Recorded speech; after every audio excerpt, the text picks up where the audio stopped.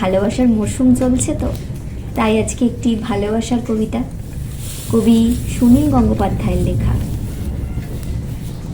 আমার ভালোবাসার কোনো জন্ম হয় না, মৃত্যু হয় না, কেননা আমি অন্যরকম ভালোবাসার হীরের গয়না শরীরে নিয়ে জন্মেছিলাম। আমার কেউ নাম দেয়নি, 3-4টে ছদ্ম নামে আমার ভ্রমণ মর্তধাম। আগুন দেখে আলো ভেবেছি, আলোই আমার হাত পুড়ে যায়। অন্ধকারে মানুষ দেখা সহজ ভেবে অন্ধকারে ঘূর্ণি মায়ায় মিশে থেকেছি।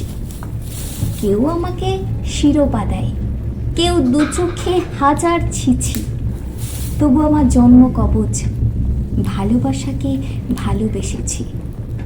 আমার কোনো ভয় হয় না, আমার ভালোবাসার কোনো জন্ম হয় না, মৃত্যু হয় না।